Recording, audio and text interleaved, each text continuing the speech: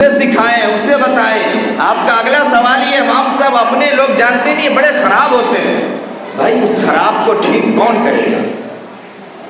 ہمارا اپنا بگڑ رہا ہے اور ہم جانتے ہیں کہ ہمارا اپنا یہ بگڑ رہا ہے، ہمارے اس اپنے کی اصلاح کوئی غیر نہیں کرے گا، ہمیں ہی کرنی ہوگی، ہمیں ہی بنانا ہوگا، ہمیں ہی سنوارنا ہوگا۔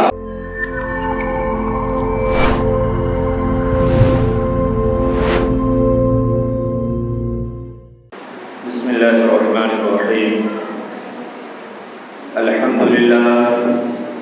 الحمد للہ رب العالمین، والصلاة والسلام علی سید الانبیاء والمرسلین، محمد وعلی آلہ واصحابہ اجمعین، اما بعد، فقد قال اللہ تبارک وتعالی فی القرآن المجید: اعوذ باللہ من الشیطان الرجیم، بسم اللہ الرحمن الرحیم۔ یا ایھا الذین آمنوا لا تلہکم اموالکم ولا اولادکم عن ذکر اللہ ومن یفعل ذلک فاولئک هم الخاسرون۔ وقال اللہ عز وجل: ما عندکم ینفد وما عند اللہ باق۔ وقال تعالی: کل شیء ہالک الا وجہہ لہ الحکم والیہ ترجعون۔ صدق اللہ العظیم۔ وقال علیہ الصلاۃ والسلام فی مقام: اتقوا الشبہ فإن الشبہ اہلک من کان قبلکم، او کما قال علیہ الصلاۃ والتسلیم۔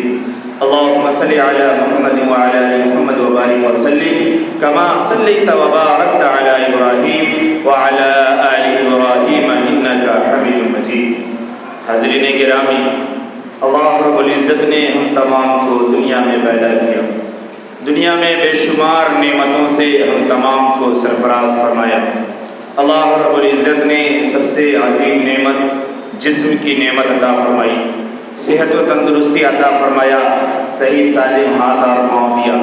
اس کے بعد مالک کریم نے حاجات، ضروریات اور دنیا کے وسائل کے ساتھ جوڑ کر ہماری روزی کا انتظام کیا، ہمارے کمانے اور کھانے کا انتظام کیا، عقل و شعور، فہم و فراست، علم اور ہنر عطا کیا، جس کے ذریعے سے ہم اپنی دنیاوی زندگی کو گزار رہے ہیں اور دنیاوی زندگی ہماری چل رہی ہے۔ اللہ رب العزت نے قرآن مقدس میں بھی یہ بات بیان فرمائی، جو میں نے الگ الگ جگہ سے چھوٹے چھوٹی آیتوں کے ٹکڑے پڑھے ہیں۔ اس کے علاوہ اور بھی بے شمار آیتیں ہیں، اور جناب محمد رسول اللہ صلی اللہ علیہ وسلم نے بھی بیان فرمایا۔ آپ صلی اللہ علیہ وسلم نے تو بڑی وضاحت کے ساتھ یہ بات بیان فرمائی کہ دنیا اور دنیا کی حقیقت بھی کیا ہے، اور اللہ رب العزت نے صرف ایک جملے میں یہ بات سمجھا دی: کل من علیہا فان۔ صرف ایک جملے میں کل من علیہا فان، کہ زمین کے اوپر دنیا میں جو بھی چیز ہے، اللہ رب العزت کی ذات کے علاوہ جو کچھ ہے، ان تمام کو ختم ہو جانا ہے، ان تمام کو فنا ہو جانا ہے۔ رب کریم نے جو میں نے آیت پڑھی، اللہ نے فرمایا: ما عندکم ینفد وما عند اللہ باق۔ تم کیا سمجھتے ہو کہ کیا چیز تمہاری ہے؟ صحت تمہاری ہے، جوانی تمہاری ہے، کمائی تمہارے ہیں، پیسے تمہارے ہیں، بیوی بچے تمہارے ہیں، تم نے جو دنیا میں حاصل کر لیا ہے، زمین و جائیداد، پراپرٹی، جو کچھ بھی، نام و نمود، شہرت، کیا تمہاری ہے؟ اللہ نے فرمایا کچھ بھی نہیں۔ ما عندکم ینفد، جو کچھ ہے یہ سب کو ختم ہو جانا ہے، یہ سب کو تباہ ہو جانا ہے۔ اگر کوئی چیز کام آنے والی ہے، اور کوئی چیز اگر تمہاری ہے، تو صرف وہ ہے عند اللہ باق، جو اللہ کے نزدیک ہے، جو اللہ کے پاس ہے۔ اللہ نے اس آیت میں ایک بات بڑی وضاحت کے ساتھ سمجھانے کی کوشش کی، اور میں نے جو حدیث کا ٹکڑا پڑھا، اللہ کے نبی صلی اللہ علیہ وسلم نے فرمایا کہ یقول ابن آدم، آدم یہ کہتا ہے، آدم کی اولاد یہ کہتی ہے، یعنی انسان یہ کہتا ہے، مالی کہ میرا مال ہے، میری پراپرٹی ہے، میری زمین ہے، میری وراثت ہے، میری کمائی ہے، وہ میرا یہ ہے، میرا وہ ہے۔ اللہ کے نبی صلی اللہ علیہ وسلم نے فرمایا کیا ہے تمہارا؟ حل لک، کچھ بھی نہیں ہے تمہارے لیے، الا ما اکلتا، سوائے اس کے جو تم نے حلال طریقے سے کھا لیا، فأفنیت اور ہضم کر لیا، ختم کر دیا، صرف وہی تمہارا ہے۔ او لبست فأبلیت اور بلا تکبر کے، بلا گھمنڈ کے، بلا نام و نمود کے، بلا شہرت کے، بلا کسی بڑک پن کے اور ایک دوسرے کو چھوٹا دکھانے کے علاوہ اگر تم نے جائز طریقے سے جتنی وسعت اللہ نے عطا کی ہے جو تم نے پہن لیا فابلیتا اور تم نے پرانا کر دیا، صرف وہی تمہارا ہے۔ اور اللہ کے نبی صلی اللہ علیہ وسلم نے آخری جملہ فرمایا او تصدقت فامضیت، اور وہ صرف تمہارا ہے جو تم نے اللہ کے راستے میں دے دیا، جو تم نے خرچ کر دیا، جو تم نے گزار دیا، یہ صرف تمہارا ہے جو اللہ کے نزدیک محفوظ ہو رہا ہے اور اللہ کے نزدیک جا رہا ہے، اس کے علاوہ کچھ بھی تمہارا نہیں ہے۔ جو کچھ بھی حاصل کر لے ایک لمحے میں ایک وقت ایسا آئے گا یہ تمام کی تمام چیزیں دھڑی کی دھڑی رہ جائیں گی، کوئی فرق نہیں پڑتا۔ ابھی ایک جنازہ دیکھا، بارش کا موسم ہے نا، جنازہ لے کر کے لوگ نکلے، بارش ہونے لگی، جنازے کو رکھا تابوت کو پنک سے ڈال دیا اور جنازے کے اوپر پنی ڈالا اور سب کے سب غائب، سب چلے گئے کسی چھت کے نیچے۔ یہ ہماری حیثیت ہے۔ سمجھ میں نہیں آئی بات آپ کو؟ وہ جس کی پراپرٹی کا ابھی سب مالک بن رہا ہے، وہ جو ابھی دفنا کے جائے گا تو اسی کے رقم کی ڈیگ ہوگی جو سب جا کے کھائیں گے۔ اس کی اوقات اتنی ہے کہ اس کے خاطر بارش میں بھیگ بھی نہیں سکتا کوئی، پلاسٹک ڈال کے چھوڑ دیا جنازے کو اور سب اپنے آپ کو حفاظت میں چلے گئے۔ ہم قیمتی ہیں، ہماری چیزیں قیمتی ہے، جیب میں پیسے قیمتی ہے، موبائل قیمتی ہے، اس کو بچانا ضروری ہے، مردہ جائے خود جا رہا ہے تو کچھ بھی نہیں، یہ تو سامنے کا مشاہدہ ہے۔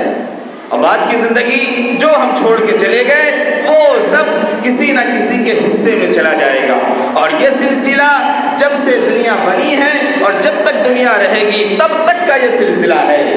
بہت زیادہ کوئی اگر ہم حساب کر سکتے ہیں تو 1 2 3 نسل تک پیچھے کو ہم جانتے ہیں، اور یہی حال ہمارا آگے بھی ہونے والا ہے کہ اگر ہماری نسل یہاں سے چل بھی پڑی تو زیادہ سے زیادہ ہماری 2 نسل یا 3 نسل بہت حد ہو گئی۔ اگر ہم نے دنیا میں کچھ اچھا کیا ہوگا جس کو لوگ یاد رکھتے ہیں دنیا میں، جو گزشتہ ہفتے میں نے باتیں کی تھی، اگر کچھ اچھا کر کے رکھا ہوگا تو شاید 3 4 نسل ہماری جان جائے، اس سے زیادہ کچھ نہیں ہونا ہے، سب ختم ہو جانا ہے، سب وارثوں میں تقسیم ہو جانا ہے۔ اب وارث اگر نیک ہے، اولاد صالح ہے تو ہو سکتا ہے کہ ان مالوں کا صحیح انتظام ہو جائے، اور اگر یہ وارث ہماری نیک نہیں ہے، اس کی اگر دینی تربیت نہیں ہے، دینی تعلیم نہیں ہے، دینی شعور نہیں ہے، اسلامی مزاج نہیں ہے، ایمانی کلچر نہیں ہے، تو ہو سکتا ہے کہ ہمارا یہی چھوڑا ہوا ورثہ یہ ہمارے مرنے کے بعد بھی ہمارے لیے عذاب کا سبب بنے اور کوئی فائدہ نہ۔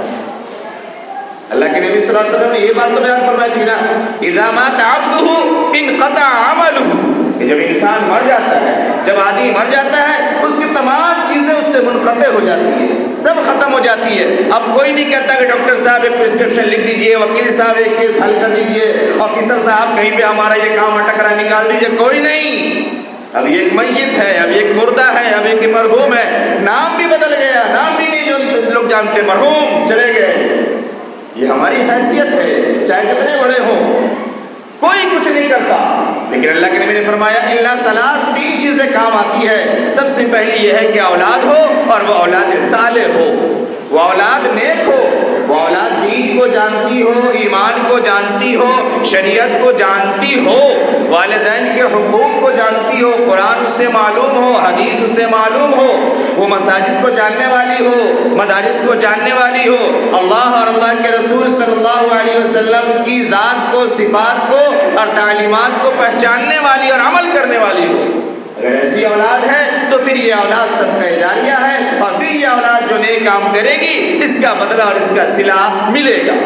اور اس کے علاوہ یہ کہ کوئی ایسا عمل کر کے جاؤ اچھا جو عمل تا دیر باقی رہے، کافی دنوں تک چلے اور وہ اچھا عمل ہو۔ اگر اچھا عمل ہے تو جب تک وہ سلسلہ چلتا رہے گا، نیکی ہمارے نامہ اعمال میں مرنے کے بعد بھی جڑتے رہیں گے۔ اور اگر کسی برے سلسلے کو شروع کر دیا، کسی گناہ کے کام کو شروع کر دیا، تو یہ برا کام بھی جب تک چلتا رہے گا تب تک ہمارے نامہ اعمال میں گناہ جڑتے رہیں گے اور آخرت میں ہم اور تباہ و برباد ہوتے رہیں گے۔ تو یہ چیز ہے. اور ایک علم نافع، وہ علم جس کے ذریعے سے آپ نے دوسرے کو فائدہ پہنچاتی ہو. علم نافع کی تشریح کرتے ہوئے میں نے گزشتہ ہفتے 2-3 باتیں کی تھی. آج پھر میں وہیں سے بات کر کے ایک اگلی بات کر رہا ہوں جو میں نے آیت اب تک پڑھی اور حدیث آپ کو سنایا اس کے حوالے سے.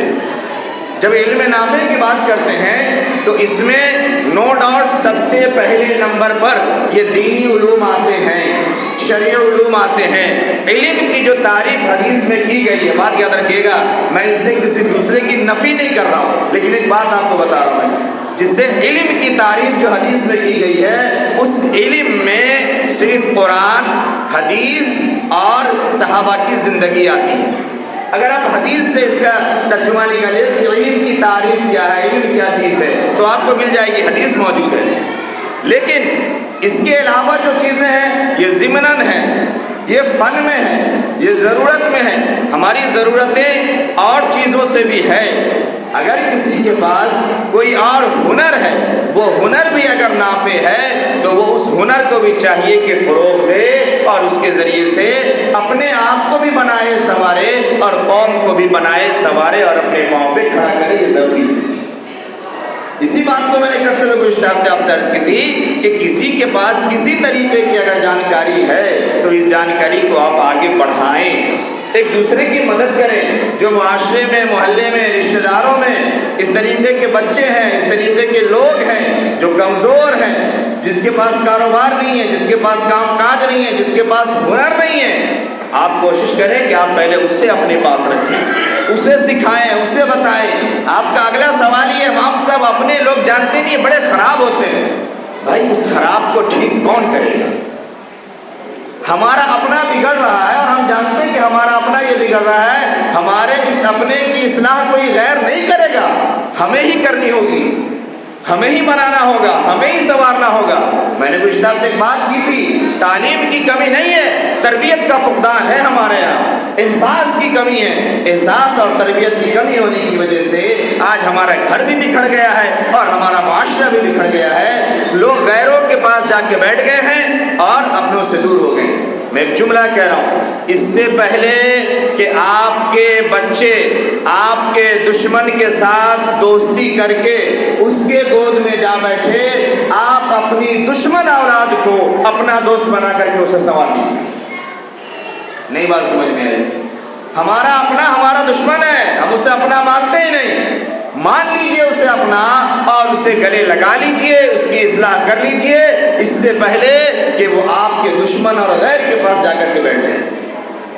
آج ہمارے یہاں یہ کمی ہے، ہم ہر چیز میں برائی لے کے بیٹھ جاتے ہیں. اچھائی لائے گا کون؟ اس اچھائی کی فکر بھی ہمیں کرنی ہوگی. اصلاح کرے گا کون؟ بتائے گا کون؟ اگر کوئی گالی دے رہا ہے، کسی نے ہمارے ساتھ کوئی گڑبڑی کر دی ہے، پہلے تو ہمیں اپنے آپ کو بھی یہ دیکھنا چاہیے کہ آخر اگلے نے کر کیوں دیا ایسا. کہیں نہ کہیں ہماری کمی تو ضرور ہے. اگر ایک مزدور ہمارے یہاں کام کر رہا ہے اور اگر وہ 10 روپے چوری کر کے سموسہ کھایا ہے تو اس کی وجہ یہ ہے کہ ہم نے اس کی فکر نہیں کی ہے، اس کو بھوک لگی تھی. پہلی وجہ تو یہ بھی دھیان میں ہونی چاہیے نا کہ ہم نے اس سے دن بھر کام لیا، ایک بار ہم نے اس سے پوچھا بھی، یا اگر ہمیں لگے کہ اس کی حالت اچھی نہیں لگ رہی ہے تو ہم نے اس سے کہا. کام کا ہم اس پہ بوجھ دیتے گئے، آرڈر پہ آرڈر دیتے گئے اور وہ مجبور ہے کہ وہ بھوک سے تڑپ رہا ہے، کوئی نہ کوئی قدم تو